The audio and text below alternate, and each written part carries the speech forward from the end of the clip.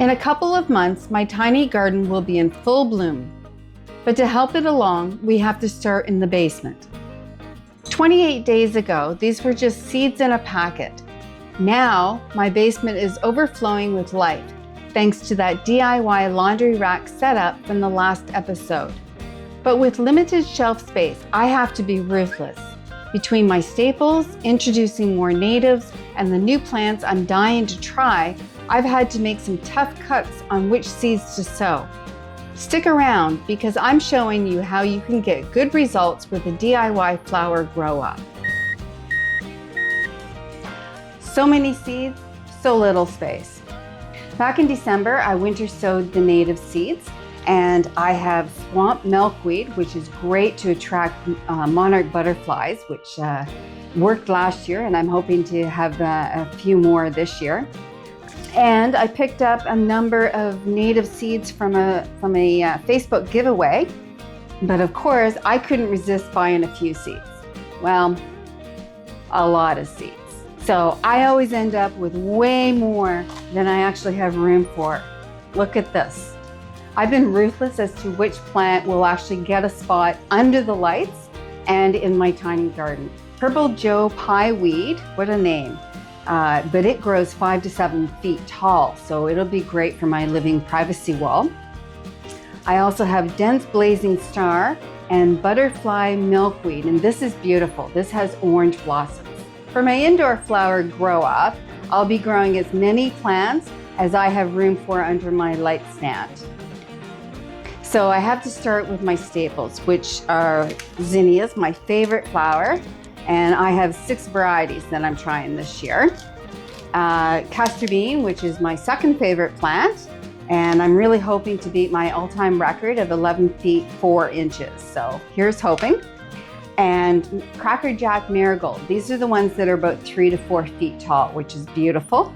I'm also trying 2 new varieties of cosmos, double click and sweet kisses. I just learned that you can pinch cosmos to encourage branching, which means more flowers. So I'm definitely going to try that this year. And I'm also trying a number of new plants this year. So foxglove, I bought one last year and I really liked it. So this is Pam's choice. A couple different varieties of nasturtiums, Empress of India and Jewel Mix, some California poppies. This is really cute. It's an ornamental grass called bunny tails. Isn't that adorable? Can't forget my lettuce. So I have a lettuce patch and I have 6 different varieties of lettuce. So there should be a lot for salads this summer. And I'm also trying green cabbage and sugar snap peas for the first time. I would love to know how you decide which plant gets a spot in your garden. Let me know in the comments. I need your secrets. Someone gave me a trick. You can use potting soil and just run it through a sieve. And that makes the soil much lighter and fluffy, just like the seed starting soil. Okay, this is not working. It's very nice, but it's taking a very long time. I don't have time to do this for all my pots. We're not gonna do this. I'm just gonna use potting soil as it is. Actually, not as it is. I'm going to amend it with perlite and vermiculite, which will help retain the moisture and also make the soil a little bit more light and airy.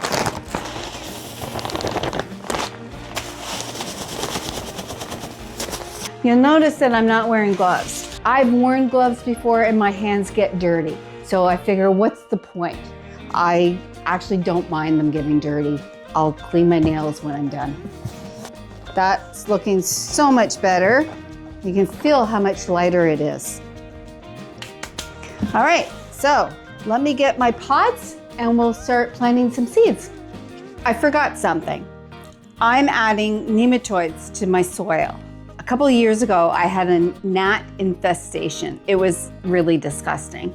I couldn't get rid of them. And I'm gonna add them directly to my soil before I even plant my seeds.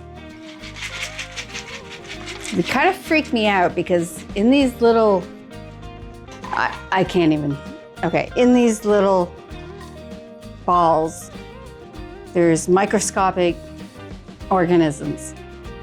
Yeah, it freaks me out. This This is where my hands are going to get dirty, but it's okay. I love it. As I said, I've been waiting for all winter for this. Okay, I think that's pretty good. I can form a bit of a ball and yet it still crumbles. Okay, so let me go wash my hands. You can never have too many zinnias. And I overseed the pot. I will thin out the weaker plants later. I want to ensure that I have seeds that germinate.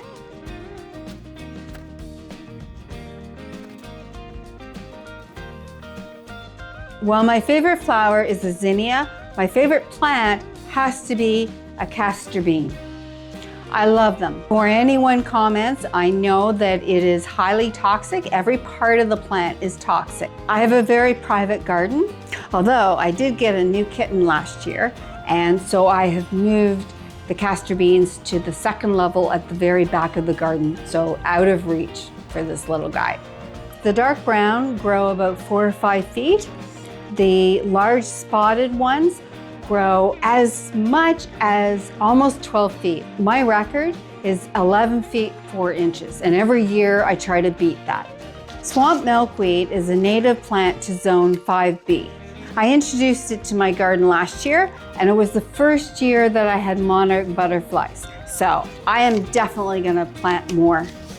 Hopefully this year I have the monarchs actually laying eggs in my garden. That would be so amazing.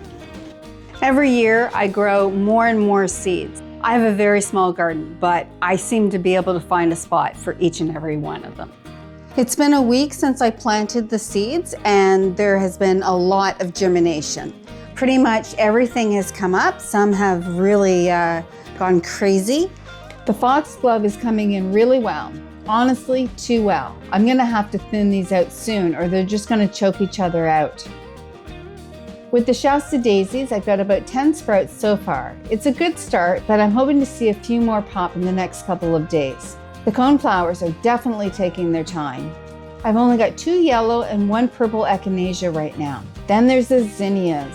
This germination is exactly what I was hoping for. Giant cactus, fruit smoothie, and the berry tart are coming up. I'm so thrilled about those varieties. I have so many seedlings that my zinnia patch should be amazing this year. The cosmos and psyllium are both doing great, and they look exactly like they should at this stage.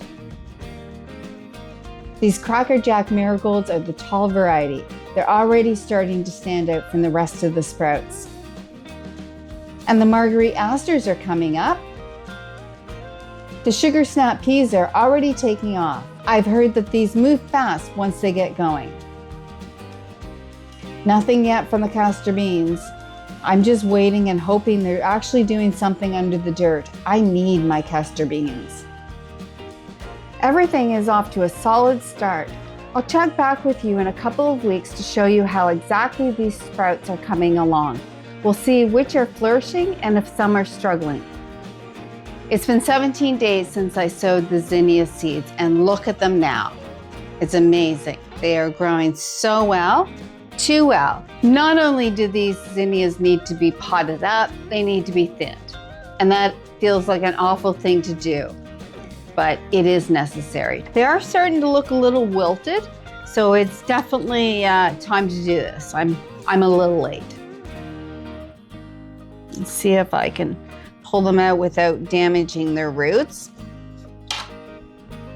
Wow, the nice white roots. Oh, look at that. Look at the roots. They look very healthy. So there's actually 4 in this. So let's see if I can tease this apart. I'm potting up the zinnias with fresh soil so they have all the room and nutrients they need to flourish. Giving the roots this much needed space is going to make such a difference in how they continue to grow. But since they're looking a little wilted, I'm giving them a really good drink to help them settle into their new home. I'll keep a close eye on them over the next few days to make sure they bounce back and start growing again. Unfortunately, gardening is not all blooms and sunshine. It's week 4, and instead of the zinnias bouncing back, things have taken a turn for the worse. These little guys are struggling, and I just figured out why. I've been topping them up with water every few days, which works for most of my plants. But zinnias, I didn't know that they hate having wet roots. I was actually drowning them. Their roots couldn't breathe in all that moisture, and because the leaves were turning brown and drying out, I actually made it worse by thinking they were thirsty and watering them again. From now on, I'm letting them dry out completely or switching to bottom watering. Let me know in the comments how you water your seedlings. It's a tough lesson to learn after losing 25 plants. To make up for the loss, I'm sowing more zinnia seeds. This time, just 2 seeds per pot, and I'll only keep the strongest seedling. I'll take better care of these guys. Wish me luck. Wow, the zinnias sprouted in just 4 days.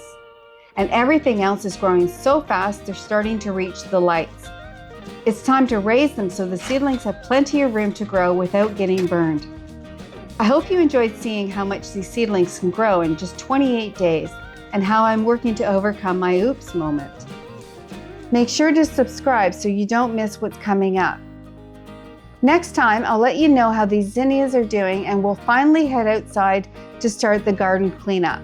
I can't wait to uncover everything and finally see some green instead of all this dreary brown. Thanks for watching, and I'll see you in the next one. I'm Sherry, and this is Frost to Flowers.